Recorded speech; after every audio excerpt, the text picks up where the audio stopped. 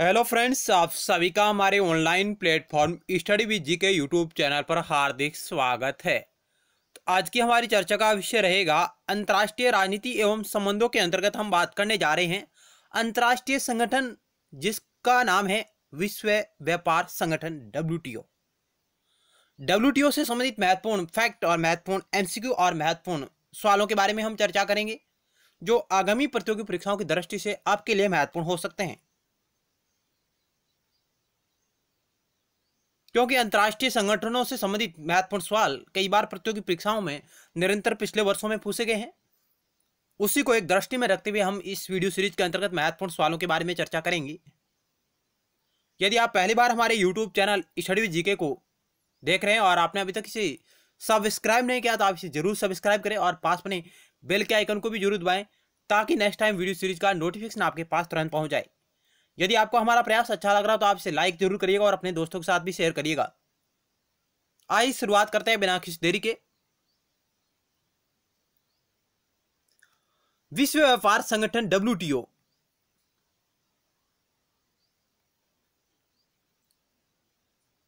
पहला सवाल आपकी स्क्रीन पर रहा। ये वर्तमान में विश्व व्यापार संगठन में कितने सदस्य है, यानी WTO में वर्तमान में कितने सदस्य राष्ट्र इसके सदस्य बने हुए हैं? 160, 164, 207, 195।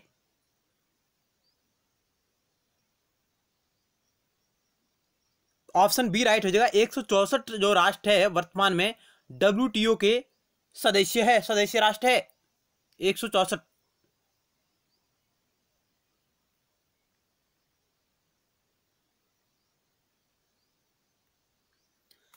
जुलाई 2016 तक विश्व व्यापार संगठन के 164 सदस्य थे। नैरोबी केन्या में 17 दिसंबर 2015 को आयोजित 10वें मंत्रिस्तरीय सम्मेलन के दौरान 2 नए सदस्यों को जोड़ा गया, जिसमें लाइबेरिया 163वें नंबर पर और अफगानिस्तान को 164वां सदस्य राष्ट्र WTO का बनाया गया था। यह फैक्ट नोट कर सकते हैं कि 164वां जो नवीनतम राष्ट्र है वो है आपका अफगानिस्तान और 163वां बना था लाइबेरिया। और ये कहां बने थे? ये बने थे नैरोबी केन्या में 17 दिसंबर 2015 को 10वां जो मंत्रिस्तरीय सम्मेलन हुआ है WTO का सर्वोच्च जो नीति निर्धारण निकाय है मंत्रिस्तरीय सम्मेलन, जो प्रति 2 वर्ष के बाद आयोजित किया जाता है। यानी WTO का मंत्रिस्तरीय सम्मेलन प्रति 2 वर्ष के बाद आयोजित होता है और उसी के तहत इन 2 राष्ट्रों को इसका सदस्य राष्ट्र का दर्जा दिया गया था 2015 में, और तब से इसकी जो कुल सदस्य संख्या है वो हो गई थी 164। नेक्स्ट सवाल के बारे में चर्चा करते हैं।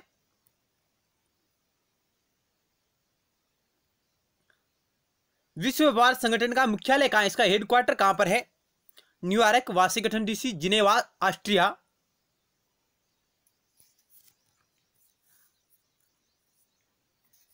ऑप्शन सी राइट होगा, जिनेवा स्विट्जरलैंड में भी इसका हेडक्वार्टर है।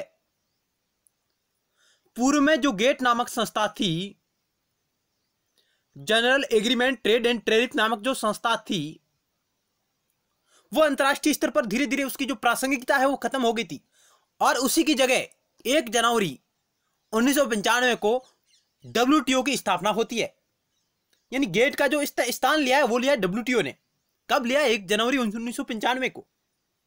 और गेट का भी मुख्यालय जो हेडक्वार्टर वही जिनेवा था और उसी जगह उसका विस्तारित करके WTO का हेडक्वार्टर भी वहीं पर है, यानी जिनेवा स्विट्जरलैंड में इसका हेडक्वार्टर है। नेक्स्ट सवाल आपकी स्क्रीन पर रहा।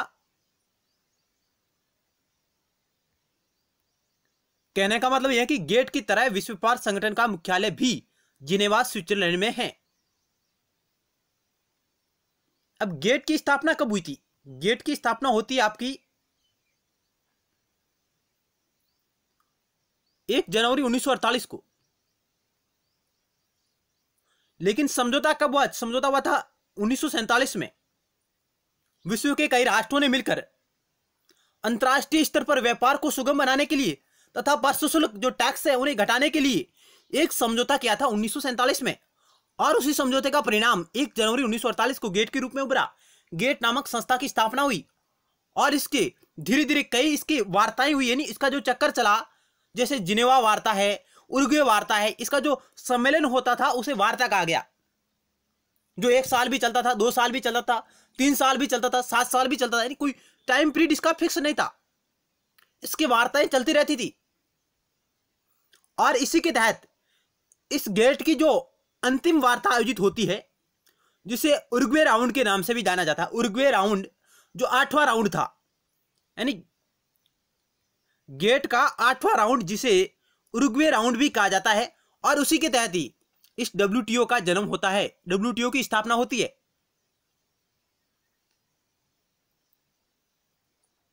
चलते हैं नेक्स्ट सवाल की ओर।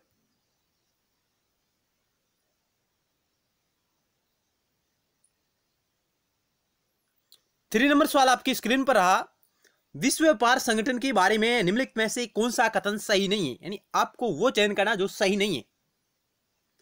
डब्ल्यूटीओ एक स्थायी संगठन है, उरुग्वे दौर ने विश्व व्यापार संगठन को जन्म दिया,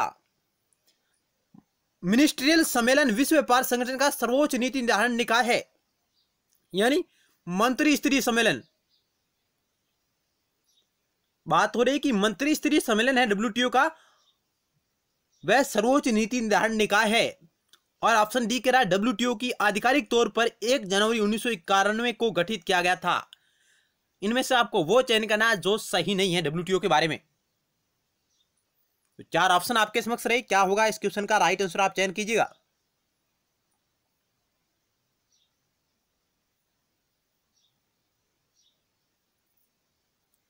ऑप्शन डी राइट हो जाएगा आपका, जो ये गलत है, सही नहीं है, क्योंकि डब्ल्यूटीओ की आधिकारिक तौर पर जो स्थापना हुई है, जो इसका गठन हुआ था, वो हुआ था 1 जनवरी 1995 को। 1 जनवरी 1995 को इसकी स्थापना और इसका जो गठन हुआ वो हुआ है।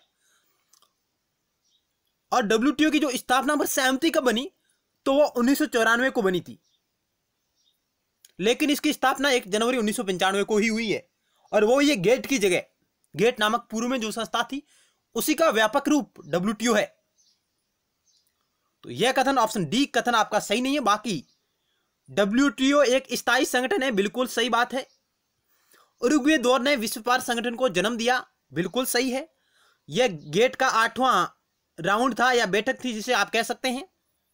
और मंत्री स्तरीय सम्मेलन विश्व व्यापार संगठन का सर्वोच्च नीति निर्धारण निकाय है, यह बात भी बिल्कुल सही है, क्योंकि प्रति 2 वर्ष के बाद मंत्री स्तरीय सम्मेलन आयोजित किया जाता है। डब्ल्यूटीओ का प्रति 2 वर्ष बाद मंत्री स्तरीय सम्मेलन आयोजित होता है। ऑप्शन डी इस क्वेश्चन का राइट आंसर हो जाएगा। चलते हैं नेक्स्ट सवाल की ओर।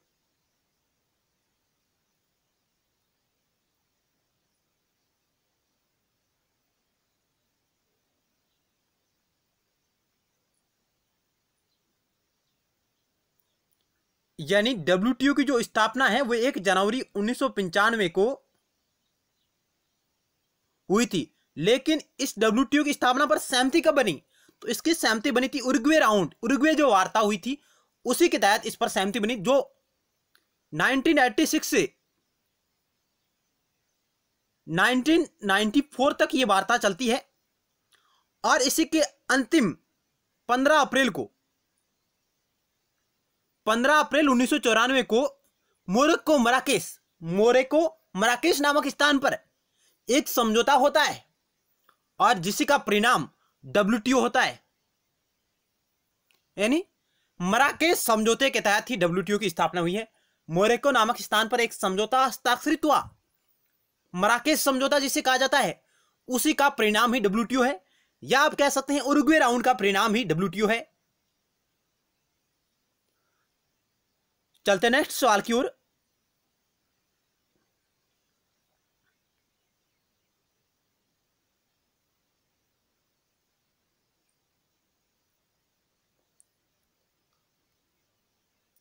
विश्व व्यापार संगठन की संस्थागत व्यवस्था के संबंध में प्रावधान कहां किया गया है, यानी डब्ल्यूटीओ की संस्थागत व्यवस्था के संबंध में प्रावधान कहां किया गया है। विश्व व्यापार संगठन समझौते में, गेट नामक समझौते में, संयुक्त राष्ट्र चार्टर में, सब्सिडी और प्रतिकार उपायों पर विश्व व्यापार संगठन समझौते में।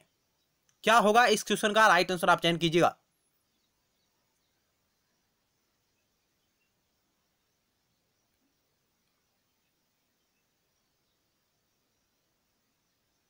तो 4 नंबर सवाल का ऑप्शन आपका ए राइट होगा। विश्व व्यापार संगठन समझौता हुआ था, उसी के अंतर्गत विश्व व्यापार संगठन की संस्थागत व्यवस्था के बारे में प्रावधान किया गया है। ऑप्शन ए आपका राइट हो जाएगा। चलते हैं नेक्स्ट सवाल की ओर।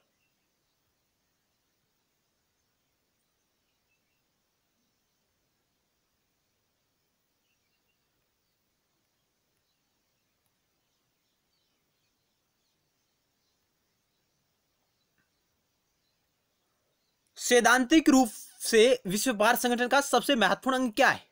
यानी सैद्धांतिक रूप से विश्व व्यापार संगठन का सबसे महत्वपूर्ण अंग क्या है? व्यापार और विकास संबंधी समिति, council for trade in goods, सामान्य परिषद यानी जनरल काउंसिल, और मंत्री स्तरीय सम्मेलन। सैद्धांतिक रूप से विश्व व्यापार संगठन का सबसे महत्वपूर्ण अंग, या आप कह सकते हैं सर्वोच्च निकाय कौन सा है सैद्धांतिक रूप से? तो ऑप्शन डी राइट हो जाएगा। मंत्री स्तरीय सम्मेलन है जो सैद्धांतिक रूप से विश्व व्यापार संगठन का सबसे महत्वपूर्ण अंग है और सर्वोच्च नीति निर्धारण अंग माना जाता है मंत्री स्तरीय सम्मेलन। और यह मंत्री स्तरीय सम्मेलन प्रति 2 वर्ष के बाद आयोजित होता है, यह भी आप ध्यान रखिएगा।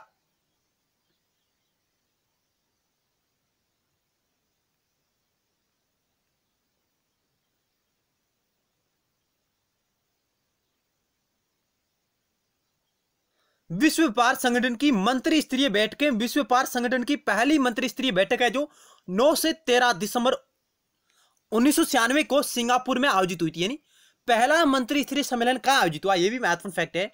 WTO का पहला मंत्री स्तरीय सम्मेलन कहां पर आयोजित हुआ? तो आप कह सकते हैं यह आयोजित हुआ था सिंगापुर में। कब आयोजित हुआ? 1996 में। और जिसमें उरुग्वे चक्र की प्रतिबद्धताओं के क्रियान्वयन की समीक्षा की गई। उरुग्वे चक्र के दौरान जिन जिन समझौतों पर हस्ताक्षर हुए WTO के संबंध में, उनकी इसमें समीक्षा की गई थी और मौजूदा वार्ताओं व कार्य योजनाओं पर पुनर्विचार किया गया। इस बैठक में विश्व व्यापार के विकास का परीक्षण किया गया और एक विकासमान विश्व अर्थव्यवस्था के समक्ष आने वाली चुनौतियों पर विचार विमर्श किया गया और उन चुनौतियों से किस प्रकार निपटा जाए, इसके ऊपर एक कार्य एजेंडा है जो इसके अंतर्गत अपनाया गया था सिंगापुर मंत्री स्तरीय सम्मेलन के दौरान। और सिंगापुर मंत्री स्तरीय सम्मेलन WTO का पहला मंत्री स्तरीय सम्मेलन माना जाता है।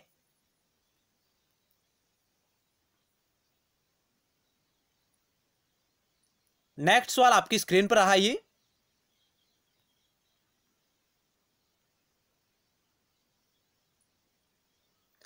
निम्नलिखित में से कौन सा WTO का उद्देश्य नहीं है?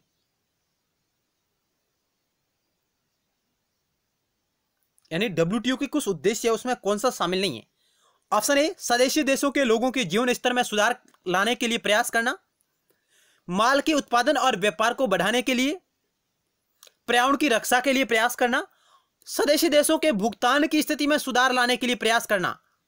इनमें से आपको वो चयन करना जो WTO का उद्देश्य नहीं माना जाता है।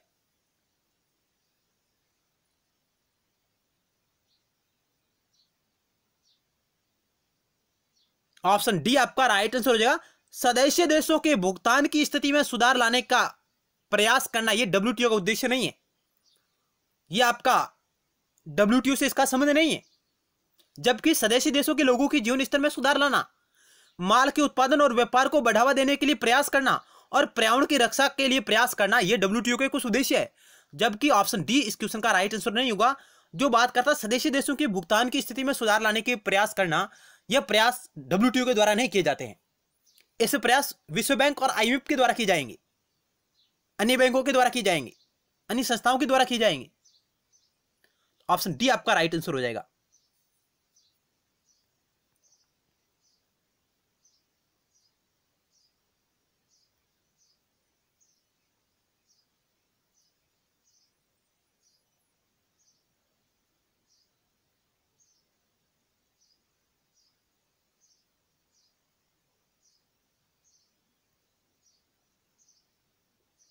निम्नलिखित में से कौन सा निकाय विश्व व्यापार संगठन से संबंधित नहीं है?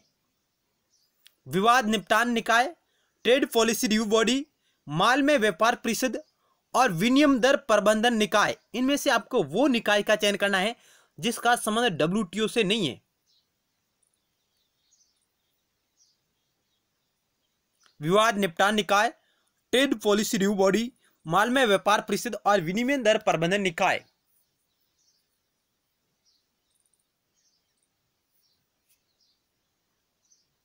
ऑप्शन डी राइट होगा। विनिमय दर प्रबंधन निकाय का संबंध डब्ल्यूटीओ से नहीं है। ऑप्शन डी आपका राइट आंसर हो जाएगा। जबकि विवाद निपटान निकाय है, ट्रेड पॉलिसी रिव्यू बॉडी है, माल में व्यापार परिषद है, इनका संबंध डब्ल्यूटीओ से है। जबकि विनिमय दर प्रबंधन निकाय यह डब्ल्यूटीओ से संबंधित नहीं है।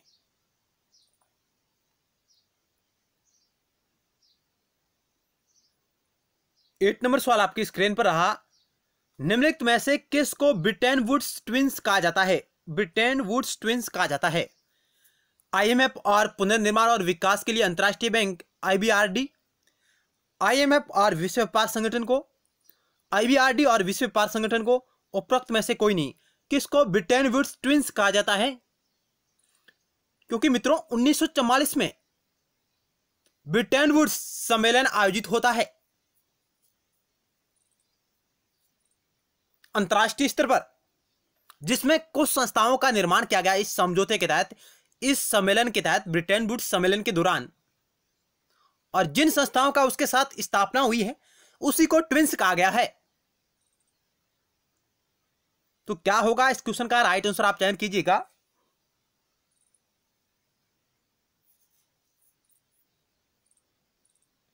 तो ऑप्शन आपका ए राइट हो जाएगा।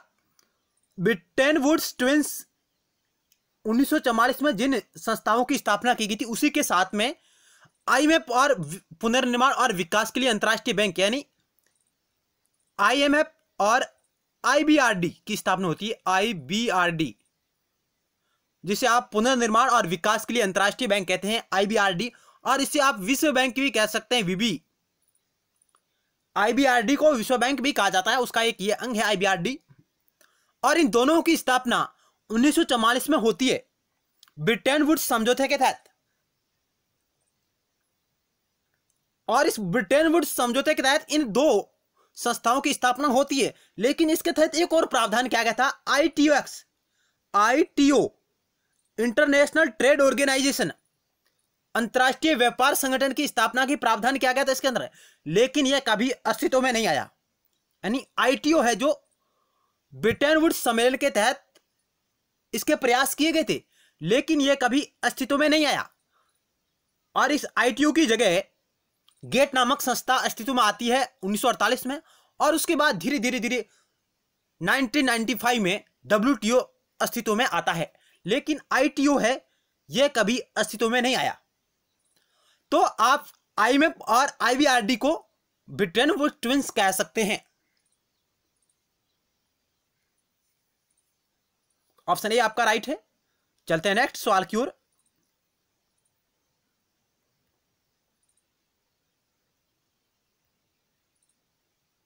यूएसए में आईएमएफ और आईबीआरडी की स्थापना 1944 में हुई, और यही कारण है कि ब्रिटेन वुड्स ट्विंस इन्हें कहा जाता है, क्योंकि इन दोनों की स्थापना एक साथ हुई, इनकी दोनों की स्थापना के प्रावधान एक साथ थे।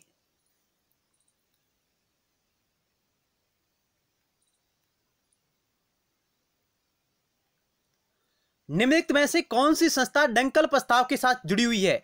डंकल प्रस्ताव बहुत ही अच्छा सवाल, यहां से कई बार परीक्षा में पूछा गया है।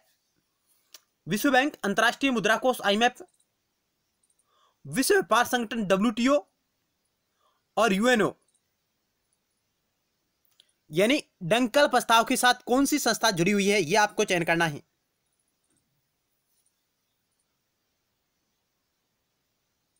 ऑप्शन सी आपका राइट आंसर हो जाएगा। डब्ल्यूटीओ है जो डंकल प्रस्ताव के साथ जुड़ा हुआ संगठन है।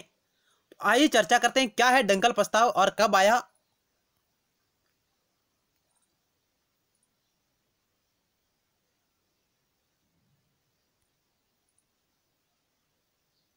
बहुपक्षीय व्यापार वार्ताओं पर गेट के उरुग्वे दौर ने, यानी बहुपक्षीय व्यापार वार्ताओं पर गेट का जो 8वां राउंड हुआ है, 8वां जो बैठक हुई गेट की, जिसे उरुग्वे दौरा भी कहा जाता है या दौर कहा जाता है या राउंड कहा जाता है, ने डंकल ड्राफ्ट को जन्म दिया। यानी गेट का जो अंतिम सम्मेलन कह सकते हैं या अंतिम वार्ता जो कह सकते हैं, उसी के तहत एक डंकल प्रस्ताव आता है और उरुग्वे दौर द्वारा विश्व व्यापार संगठन को भी जन्म दिया गया। डंकल प्रस्ताव क्यों आया? क्योंकि यह अंतर्राष्ट्रीय स्तर पर जो व्यापार था, व्यापार की जो बौद्धिक व्यापार का जो अधिकार है उसी को लेकर इसको लाया गया था। जो पेटेंट वगैरह है इत्यादि, उनके संबंध में डंकल प्रस्ताव लाया गया था। नेक्स्ट क्वेश्चन भी इसी से जुड़ा हुआ है।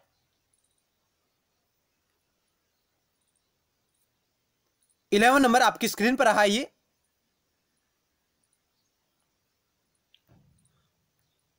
डंकल प्रस्ताव संबंधित हैं किससे? भारतीय रुपये का अवमूल्यन, तकनीकी ज्ञान का आयात करना, बौद्धिक संपत्ति का अधिकार, निर्यात हेतु औद्योगिक उत्पाद की गुणवत्ता या गुणात्मकता। यानी डंकल प्रस्ताव किससे संबंधित था?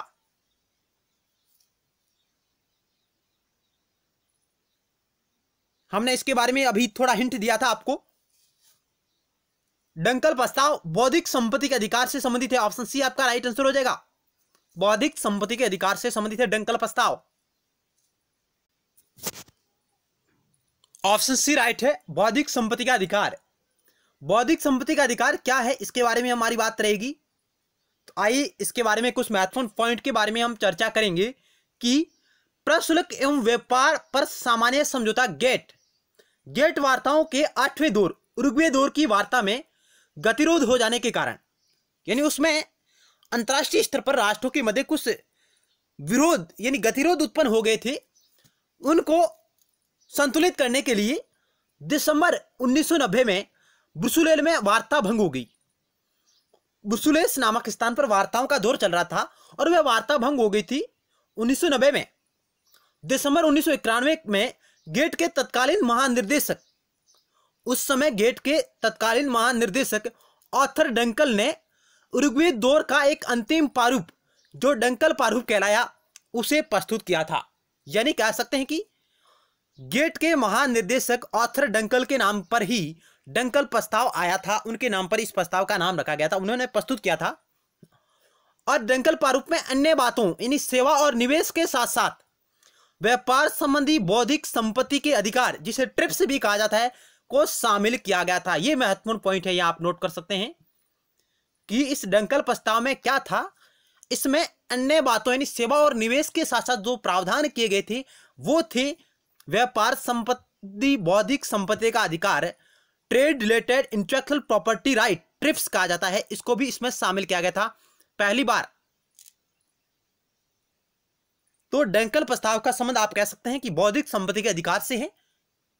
यह महत्वपूर्ण फैक्ट है, आप इसे नोट कर सकते हैं और आप वीडियो सीरीज को रोककर इसे आसानी से पढ़ सकते हैं कि डंकल प्रारूप में अन्य बातों यानी सेवा और निवेश के साथ साथ व्यापार संबंधी बौद्धिक संपत्ति का अधिकार, ट्रिप्स को भी शामिल किया गया था। यह महत्वपूर्ण पॉइंट है। नेक्स्ट सवाल आपकी स्क्रीन पर रहा।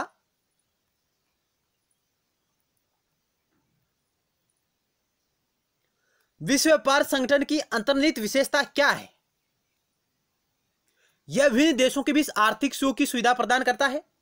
यह आर्थिक व्यापार बलों के बीच विवादों को हल करता है। यह कम विकसित देशों के विकास की सुविधा प्रदान करता है। यह एक सत्तर संस्था के रूप में कार्य करता है और उरुग्वे दौर में संपन्न हुए समझौतों को नियंत्रित करता है। संगठन का अंतिम लक्ष्य मुक्त व अंतर्राष्ट्रीय व्यापार को बढ़ावा देना। इसमें आपको डब्ल्यूटीओ की विशेषता का चयन करना है। कौन सी इनमें से डब्ल्यूटीओ की विशेषता क्या होगा? 12 नंबर सवाल का राइट आंसर आप चयन कीजिएगा।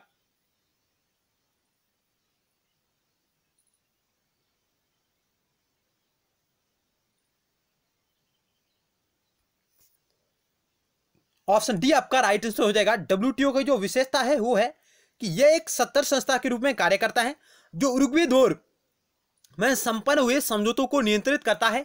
साथ ही संगठन का अंतिम लक्ष्य, डब्ल्यूटीओ का अंतिम लक्ष्य मुक्त अंतर्राष्ट्रीय व्यापार को बढ़ावा देना। ऑप्शन डी आपका राइट आंसर हो जाएगा। 13 नंबर सवाल आपके स्क्रीन पर रहा। ये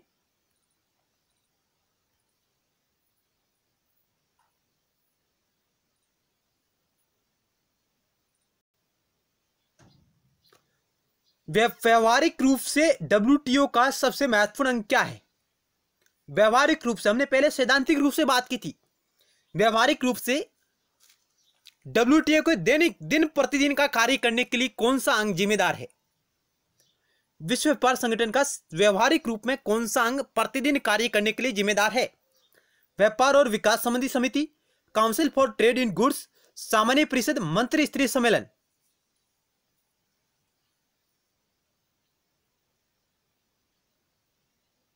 ऑप्शन आपका सी राइट हो जाएगा। जनरल काउंसिल है वो व्यवहारिक रूप से डब्ल्यूटीओ का सबसे महत्वपूर्ण अंग है, क्योंकि व्यवहारिक रूप से हम कह सकते हैं क्योंकि जो डब्ल्यूटीओ का दिन प्रतिदिन का कामकाज होता है वो जनरल परिषद के द्वारा, सामान्य परिषद के द्वारा ही संपादित किया जाता है। ऑप्शन सी आपका राइट आंसर हो जाएगा।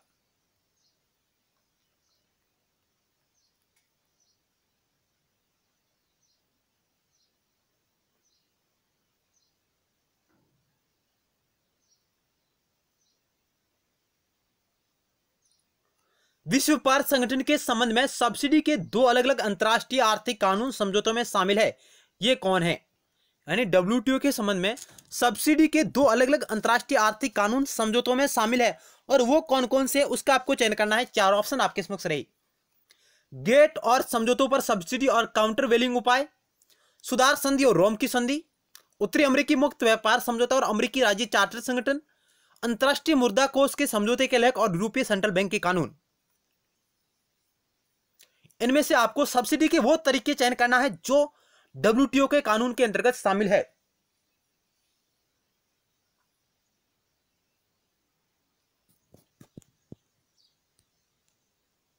तो 15 नंबर सवाल का ऑप्शन ए आपका राइट आंसर होगा। गेट और समझौते पर सब्सिडी और काउंटर वेलिंग उपाय, ये दो सब्सिडी के जो तरीके हैं वो इस डब्ल्यूटीओ समझौते के अंतर्गत शामिल है। गेट समझौते पर सब्सिडी और काउंटर वेलिंग उपाय, ये दोनों सब्सिडी के प्रकार इस डब्ल्यूटीओ के ढांचे के अंतर्गत समावेशित है। तो ऑप्शन ए आपका राइट आंसर हो जाएगा। तो इस वीडियो सीरीज के अंतर्गत हमने डब्ल्यूटीओ पर आधारित कुछ महत्वपूर्ण चुनिंदा सवालों के बारे में आपके समक्ष चर्चा की। धन्यवाद। मिलते हैं नेक्स्ट टाइम एक नए टॉपिक के साथ और महत्वपूर्ण सवालों के साथ।